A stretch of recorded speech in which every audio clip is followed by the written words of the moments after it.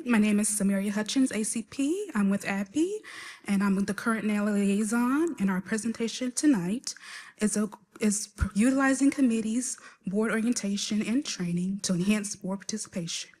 We're going to go over our learning objectives, recruiting board members through committees, importance of orientation and training, and results.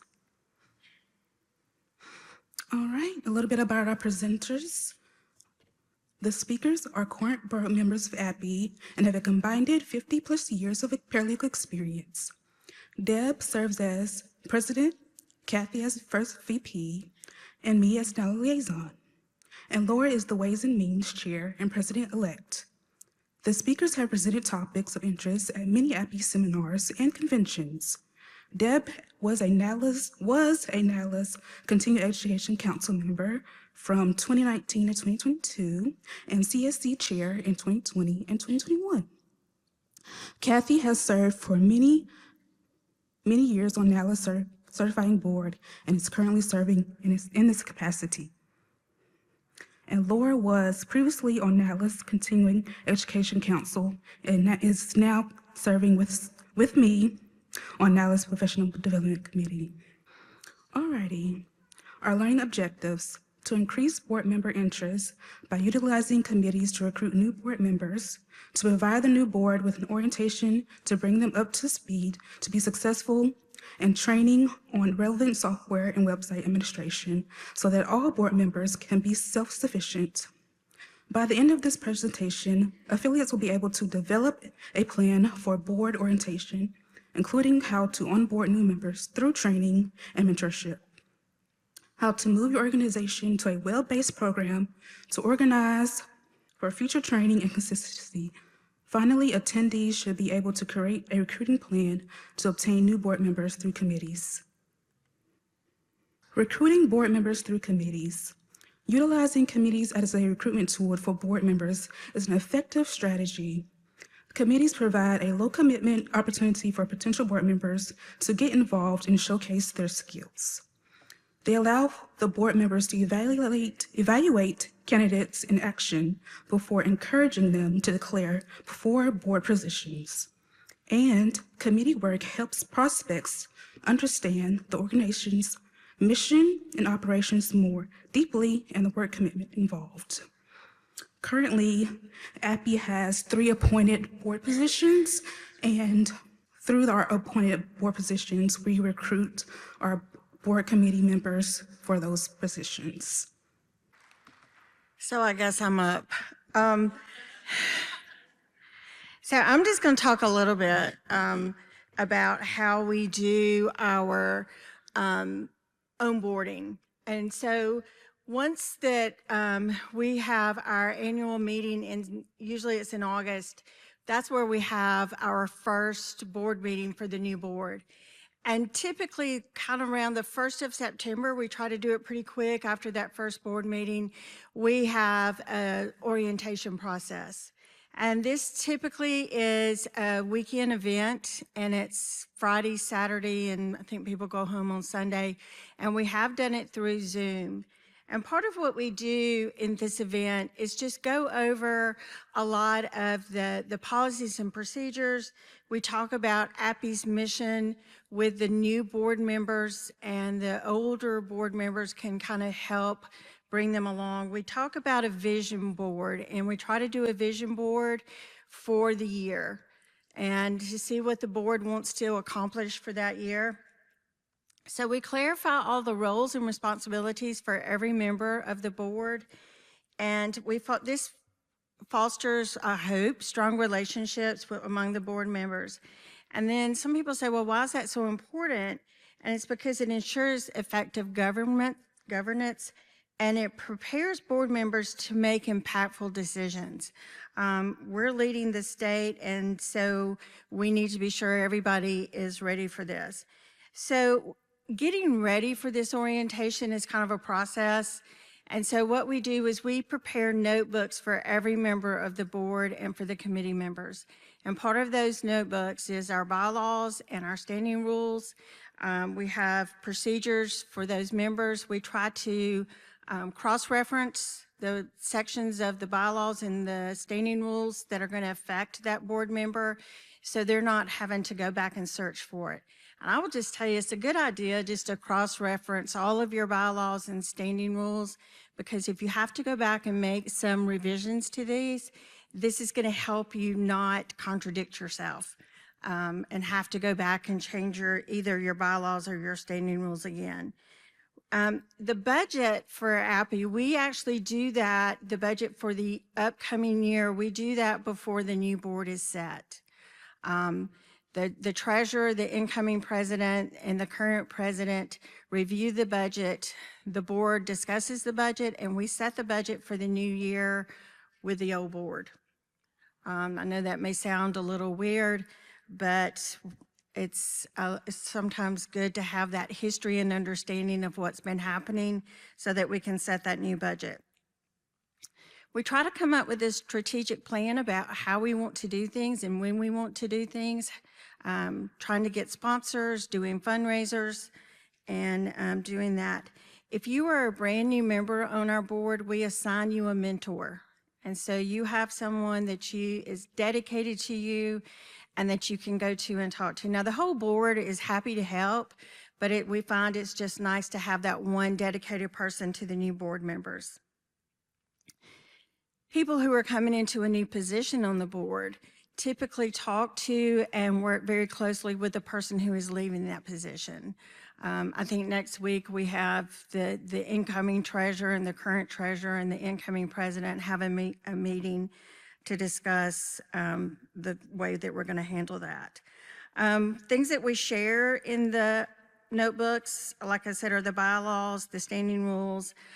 We put the recent meetings and the annual report in there so that the incoming board can kind of see what's happened in the past as they go forward. We also put a job description in there for the board members so they know what their duties are, and we try to calendar that so they kind of know and can plan about when things are supposed to be happening. At the actual meeting itself, we go through a lot of PowerPoints and discussions just to ensure that we're complying with all the laws and regulations. We put the NALA dates when things are due. We talk about what we can and cannot do just legally wise, with our trust account, with our bank account, and the credit cards that we have and how we can handle those.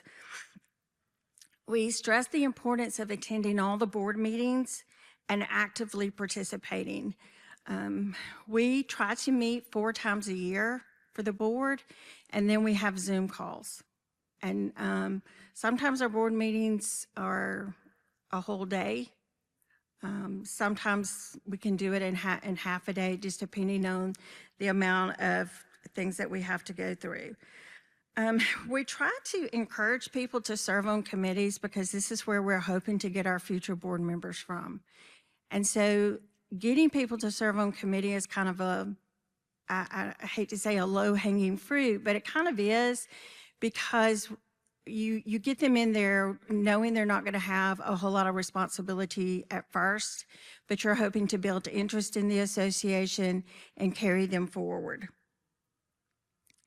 I've already kind of gone through that. We like to do team building. We try to figure out who can cook and who cannot. Who is going to set the kitchen on fire and who is not, to go ahead and get that out of the way. We try to evaluate and keep up with things. We use 2 different programs. We use an association management software that all the board members have access to. And that is where our membership is listed. That is where our bank account is listed. That is where our newsletters are listed. That is where contact information for all of the board is listed. Any board member can go in there and look to see what's happening across the association. And so we use that. And then we also use Basecamp just as a more collaborative program to keep the board intact and keep us communicating with each other all the time. That's the biggest thing. If you can keep people communicating with each other so everybody knows who's on first and what everybody's doing, It alleviates a lot of stress, we have found, especially when planning seminars and just how we're going to carry on the board business.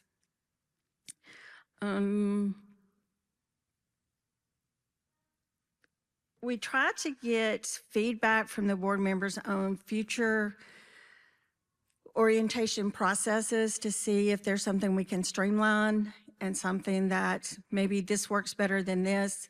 I will just tell you, Zoom is fine, but having that in-person meeting for that orientation process where everybody's together and you're trying to fit personalities together, that's the most effective way to do an orientation process. Everybody's becoming to know each other, and you're bringing these new members in who are scared to talk because you have had people that have been on the board for 20 years and know history. And that's important because, you say, well, why don't we try to do something? Well, people on the board know that we tried that 2 years ago and it was a dismal failure. And so we say, we've tried that, maybe that's not the best way to go, let's try this. And so just getting that feedback and letting the older members talk to the new members seems to help us extremely well. Good afternoon. I'm Laura Reeves, and I apologize up front. I talk like cornbread. So every vendor that I have spoken to has immediately said, "Oh my gosh, where are you from?" as soon as I open my mouth. So, I apologize, but thank you for spending a little bit of your afternoon with us. As you can see, Deb Paul is not here. She hates that she couldn't be here, but she had a conflict come up at the last minute. So she is our current president, and I really hate that you're not getting to hear from her. They touched on everything. There's just a couple things I would like to touch on. One is, and this is very dear to my heart because this is how I got involved with APPE, is that it's important to know that people like to feel important. They like to feel needed. They like to know that people recognize them and their skills and what they can bring to the table. So don't hesitate to reach out personally to people in your organization, especially committee members. Because if the president at the time, 7 or 8 years ago, had not personally called me, and I still don't even know how she even knew my name because I was kind of, I didn't do anything. I wasn't on a committee. I didn't do anything. And if she had not personally called me and said, "Hey, we know you're part of Region 2. We know that you're a great volunteer. You've been working on all this stuff. Would you be willing to consider joining the board of directors?" And so that's how I got involved in APPE, which led to me getting involved with NALA. And so it really meant something that I was noticed. And so I think I have found in our organization that if you just send out blanket emails or blanket social media posts, "Hey, can somebody write an article?" or "Hey, are you interested in declaring for a candidacy on the board?" You don't get as much feedback as if you were to pinpoint somebody and call them personally and say, "Hey, I'm so-and-so, I'm the vice president on the board. I've been noticing you. I really think that you could bring some things to the table." So we've got committees and we see, more out of the committee members than we do other members, but it's important to always understand who your members are and just take note of what they can bring to the table and just try to capitalize on that. One book that it sits on my nightstand, I refer to it a lot, and some of you may have read it, is Start With Why by Simon Sinek. And I love that book, and I think it's very fitting here because it's important when we onboard people with our committees and our new board candidates. Part of the reason we do the orientation and the training is because when we get new people, we don't want them to immediately be turned off, because you all know that even though we're volunteer, it's a lot of work to be on a board. And it's very intimidating when you get on a board and everybody else on the board has been on the board for 28 years. And so, you know, you don't want to just be like, okay, you're on the board. Great. Good luck. You know, figure it out. So it's important for them, and they learn this throughout the orientation. What is the why? And I know that we've got AB and maybe some other NALA team members that are going around interviewing people about what is their why here at the conference. And I love that. But the whole concept of the book, Start With Why, is because the why is the most important message that an organization or an individual can communicate, as that is what inspires others for action. This is how you explain your purpose and the reason that you exist and the way that you behave, or why you behave as you do. So it's important for everybody to know our mission. APPE's mission is to promote the paralegal profession through awareness and education. So with the ever-changing legal landscape, it's important that we do the orientation every year as things might be changing and things in our organization might be changing. It's important that we do these monthly Zoom meetings. It's important that we do these voluntary retreats, because you get to see Laura catch the oven on fire and have to pull out the fire extinguisher. If I'd have known that was coming up, I would have put a picture of the pancakes I tried to make in the PowerPoint. You got it. Y'all would die. I showed it to my husband and he said, "What was that supposed to be?" And it was a whole situation. It was just, don't ever ask me to cook. It's going to be bad for everybody. But so that's not my strength. Everybody they've known for 8 years now that when we go somewhere, don't ask Laura to bring any food unless she's picking it up from somewhere and bringing it. So that's really what I wanted to touch on, was the why behind the orientation. It's important that your members and your committee members and your new potential board members understand that you're not just an organization there to exist. You have a purpose. What is your purpose? Have a vision, have a mission statement, and always be advancing towards that. And that, I don't know if we've been through all these slides, but I can. Yes. So all of that drives your organization forward. Does anybody have any questions at all? We use Star Chapter. Yeah, we use 2 different ones. The question was what kind of management system we use for our website. Star Chapter is for that. Is it expensive? I mean, I don't know. Did you guys have to do a lot of research to find the software for your? I was not on the board when that was decided, I don't think. Do you? We had used something else and it just didn't work well. And so we went with Star Chapter, and I don't know the exact number. I think it's around $1,200 a year. Jeannie, do you know the answer to that? Yeah, and there's a big learning curve on that. That's why it's very, like Kathy said, it's very beneficial to have that orientation and training in person, because each of our board members has administrative privileges on this website, and our NALA liaison has her own page. And so each board member is expected to go in and continually update their page. You know, our association is divided up into geographical regions. And so Region 1 has a page, Region 2 has a page, and they like to keep up with certain things in their area. So if you go to our website and you go to the different pages, chances are a different board member has updated and is updating all of those pages. The Ways and Means chairperson is always updating and responsible for anything to do with sponsorship and vendors on there.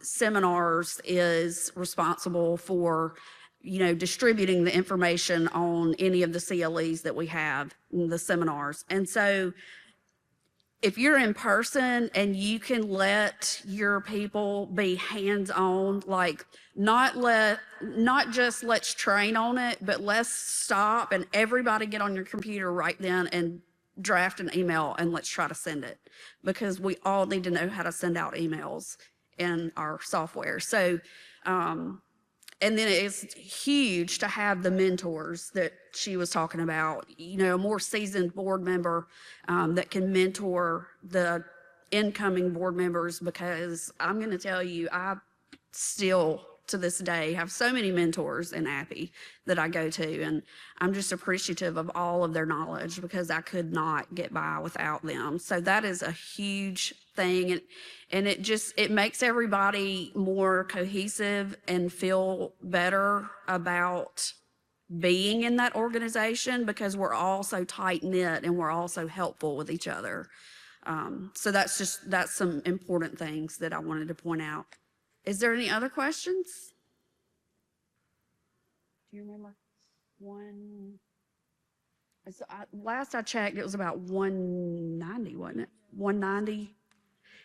And we have different levels of membership. I don't know what that breakdown is off the top of my head, but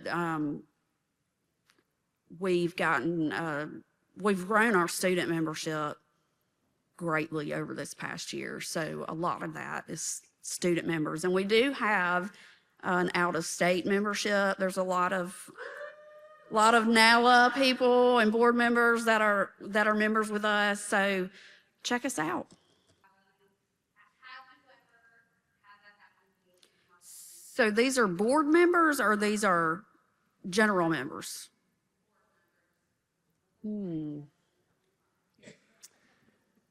Yeah, Kathy can probably answer that better than I can.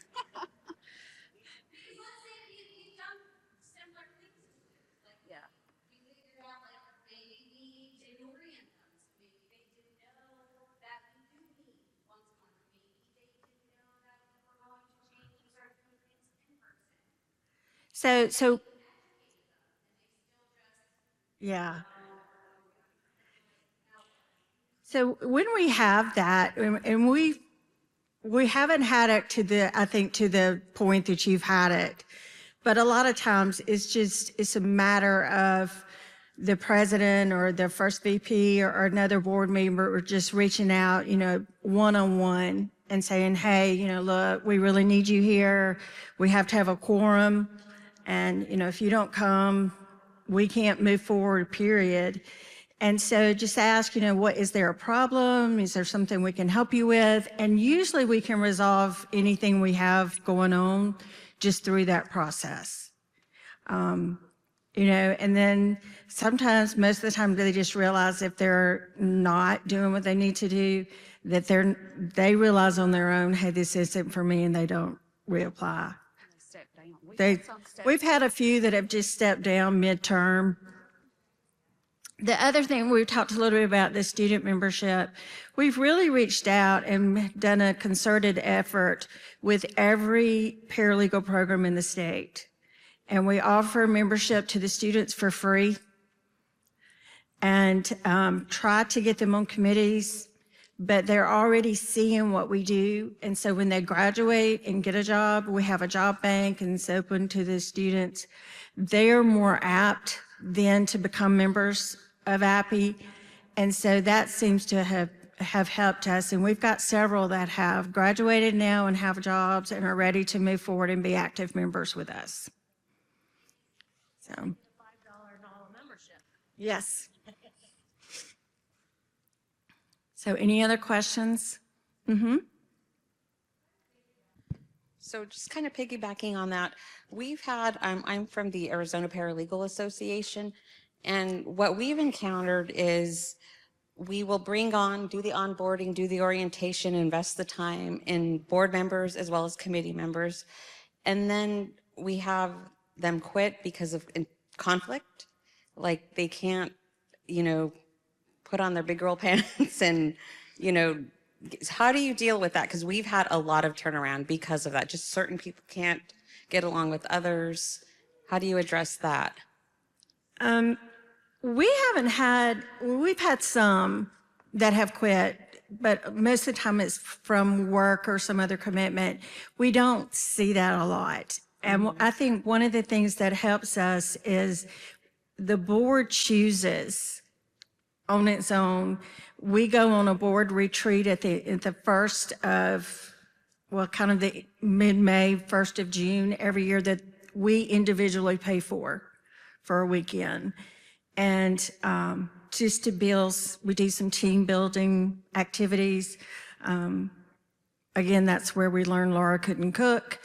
And, but like this last time we went and did some glass blowing together as a group, but we get together at Christmas on our own as a group. And so I think we alleviate some of that because we have built friendships. And so, you know, we're not afraid to say to somebody if they're talking about or thinking about getting on the board, it's a lot of work. And it's, you know, it's not all the glitz and glamour, and it's not all the fun of, you know, we go on these trips, but we're paying for them ourselves. And, but it's something we choose to do.